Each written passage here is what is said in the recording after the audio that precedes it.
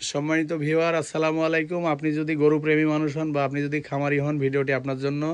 না টেনে দেখতে থাকুন। আবারও চলে আসলাম আরেকটি গুরুত্বপূর্ণ ভিডিও নিয়ে। তো আপনারা গরু পালন করেন অনেকেই, কিন্তু নিয়মকানুন মানেন কম। যেমন আপনারা হয়তো জানেন কিনা আমার জানা নাই, আমাদের দেশে গরু ছাগলের দুধ এবং মাংস উৎপাদনের 55% নষ্ট করে পরজীবী। অর্থাৎ যে জীব অন্য একটি জীবের উপর নির্ভর করে জীবনযাপন করে তাকে পরজীবী বলে। এর মধ্যে উল্লেখযোগ্য মশা, মাছি, উকুন, আঠলি এবং বিভিন্ন রকমের কৃমি, যেমন কলিজা কৃমি, ফিতা কৃমি, পাতা কৃমি, সুতা কৃমি, এ জাতীয় কৃমিগুলা। তো একটি গরুর বডিতে কয়েকটি স্তরে কৃমি থাকে। এরা সব মিলিয়ে 40% ব্লাড শোষণ করে একটি গরুর বডি থেকে। অর্থাৎ একটি গরু যদি 100 মিলি ব্লাড তৈরি করে, তাহলে 40 মিলি এই পরজীবীতে খেয়ে ফেলে। তো আপনাদেরকে অবশ্যই ফলো রাখতে হবে যেন পরজীবীতে এই রক্তটা না খেতে পারে। কারণ মাংস উৎপাদনের জন্য ব্লাডটা অবশ্যই খুব আর্জেন্ট। ব্লাড ছাড়া কখনোই মাংস উৎপাদন হয় না। তো সেই ক্ষেত্রে অবশ্যই আপনাদেরকে পরজীবীটা দমন করতে হবে, এবং পাশাপাশি উকুন, আঠলি, মশা, মাছি ইত্যাদি এইগুলা 15% ব্লাড শোষণ করে। এই মোটে 55% ব্লাড সেভ করতে হলে আপনাকে অবশ্যই 3 মাস অন্তর অন্তর কৃমির বুস্টার ডোজ এবং পাশাপাশি মশা, মাছি, উকুন, আঠলির জন্য মশারি বা এক্সপ্রে বা বিভিন্ন রকমের কীটনাশক নিয়ম জেনে শুনে বুঝে অবশ্যই ব্যবহার করবেন। তো এই যে দেখেন, আরেকটি বিষয়, আপনারা অনেক সময় গরুর পায়ের নিচে এরকম খালি অবস্থায় রাখেন, আসলে এটা ঠিক না।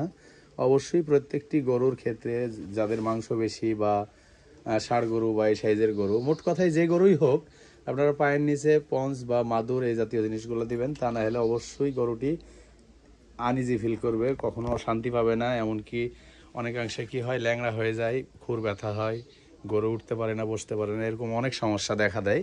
তো এইগুলার পার্মানেন্ট সমাধান আপনাকে একটাই, সেটা হচ্ছে অবশ্যই আপনার খামারে বা আপনার গোয়ালে গরুর পায়ের নিচে ম্যাট বা মাদুর বা রাবার যাই বলেন বা নরম মাটিতে বাঁধবেন।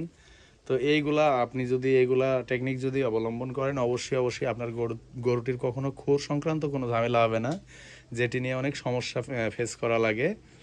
আর আরেকটি ব্যাপার, আপনারা অনেকেই কি করেন, বেশি পরিমাণে খুদের ভাত, আলু বা গমের আটা, সেলতি এই জাতীয় খাবারগুলো বেশি পরিমাণে দেন। এর পিছনে আরেকটি কারণ আছে, যেটা হচ্ছে এই জিনিসগুলো আপনার গরু আবার খায় ভালো, মানে দিলেই মানে শেষ করে ফেলবে, এরকম একটা ব্যাপার।